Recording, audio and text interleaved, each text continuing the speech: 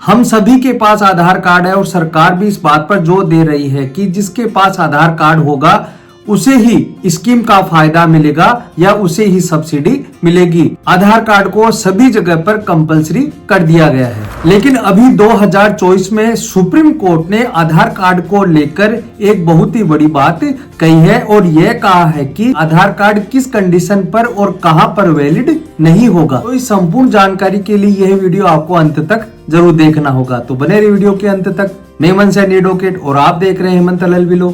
Video अच्छा लगा तो प्लीज इसे लाइक करें। अगर आप चाहते हैं कि ऐसे इंटरेस्टिंग वीडियो मैं आपके लिए लाता रहूं तो प्लीज चैनल को सब्सक्राइब जरूर से कर ले। हम बात कर रहे हैं आधार कार्ड को लेकर उस जजमेंट के यानी लैंडमार्क जजमेंट के बारे में।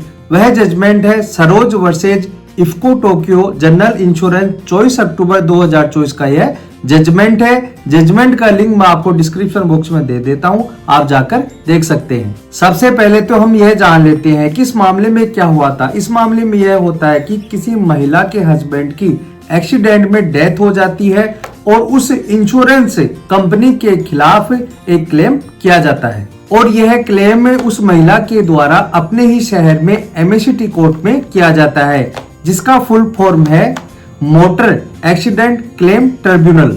और उस MACT कोर्ट में जाकर यह बताया जाता है कि जो ड्राइवर था उसकी रेस व नेग्लिजेंस यानी लापरवाही की वजह से उसके हस्बैंड की डेथ हो जाती है और उसे क्लेम दिलाया जाए। कहने का मतलब है कि जो गाड़ी थी उसका थर्ड पार्टी इंश्योरेंस किया हुआ था और उस महिला के द्वारा MACT कोर्ट में जाकर क्लेम मांगा जाता है। इस केस में भी यही होता है कि जो सरोज नाम की महिला होती है, जो हस्बैंड की एक्सीडेंट में डेथ हो जाती है, उसके द्वारा MACT कोर्ट में जाकर क्लेम किया जाता है और एक X अमाउंट की डिमांड की जाती है। MACT कोर्ट के द्वारा दोनों पक्षों की बहस सुनी जाती है, यानी कि जो इंश्योरेंस कंपनी का वकील होता है और जो सरोज होती है, उनके दोनों वकीलों की कोर्ट के द्वारा बहस सुनी जाती है और यह आदेश किया जाता है कि जो इंश्योरेंस कंपनी है वह सरोज को क्लेम के 19 लाख रुपए देगी। लेकिन इंश्योरेंस कंपनी इस आदेश से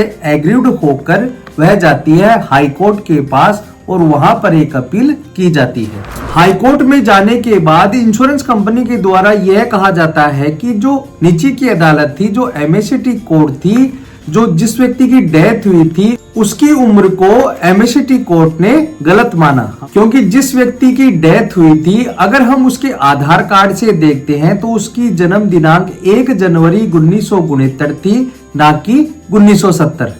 तो अगर उनकी उम्र 1969 में हुई है तो उसके अकॉर्डिंग हमें जो हमारा प्रिंसिपल है वह लागू करना होगा। बेसिकली MACT कोर्ट में एक मल्टीप्लाई इरेज होता है कि आपकी एज कितनी थी और आप कितने साल जीते और साथ ही आप कितना कमाते। इन सभी बातों को सुप्रीम कोर्ट ने अपने कई जजमेंट्स में दे रखा है। कंपनी का यह कहना था कि उनकी उम्र 1 जनवरी 1969 थी, ना कि 1970। इस बात को हाई कोर्ट ने मान लिया और कहा कि अगर उनके आधार में 1969 जन्म दिनांक है तो वो ही उनका जन्म प्रमाण माना जाएगा। और इसी ग्राउंड को लेते हुए हाई कोर्ट ने जो MACT कोर्ट ने 19 लाख रुपए का आदेश किया था उसे घटाकर 9 लाख रुपए कर दिए जाते हैं। और इस आदेश के खिलाफ यानी जो हाई कोर्ट ने आदेश किया था उससे एग्रीव्ड होकर जो सरोज देवी है वह जाती है सुप्रीम कोर्ट के पास और वहां पर एक नई बात बताई जाती है। उसके द्वारा यह कहा जाता है कि जो मेरे हस्बैंड की आधार कार्ड में जो जन्म दिनांक है वह है 1 जनवरी 1969, लेकिन जो मेरे हस्बैंड की स्कूल की जो TC है उसमें उनकी जन्म दिनांक है 1 जनवरी 1970। तो इस प्रकार से जो क्लेम होगा और स्कूल में जो TC दी जाती है उसकी जन्म दिनांक से मल्टीपल होकर डिसाइड होगा, ना कि उसके आधार कार्ड से। लेकिन जो इंश्योरेंस कंपनी थी वह एक बात पर अड़ी रही कि ना, हमें तो आधार कार्ड की ही जन्म दिनांक देखनी है। सुप्रीम कोर्ट के द्वारा दोनों पक्षों की बहस को सुना जाता है और एक डिटेल में डिस्कस किया जाता है। ऑनरेबल सुप्रीम कोर्ट के द्वारा यह कहा जाता है कि 2009 में भारत सरकार ने आधार कार्ड को लागू किया था एक UID के रूप में, यानी यूनिट आइडेंटिफिकेशन के रूप में। वैसे तो पासपोर्ट भी है और कई सारी सर्टिफिकेट भी होते हैं, लेकिन इसमें यह था कि आपके बायोमेट्रिक यानी कि फिंगरप्रिंट लिए जाएंगे, इसलिए इसे यूआईडी यानी यूनिक आइडेंटिफिकेशन कहा जाता है। लेकिन यह बिल्कुल भी नहीं है कि यह आपके जन्म का प्रमाण माना जाए या बर्थ डेट इससे कैलकुलेट की जाए। सुप्रीम कोर्ट के द्वारा यह भी कहा जाता है कि भारत सरकार ने जो कानून बनाया है उनकी मंशा को भी देख लेते हैं, और उन्होंने जुवेनाइल जस्टिस एक्ट के सेक्शन 94(2) को देखा और कहा कि अगर हम भारत के कानून की बात करें तो जुवेनाइल जस्टिस एक्ट में भी एज को लेकर बहुत सारी बातें कही गई हैं। उसमें यह कहा गया है कि अगर आपको सबसे पहले एज देखना है तो स्कूल से मिलने वाला जो बर्थ सर्टिफिकेट होता है उसे देखें।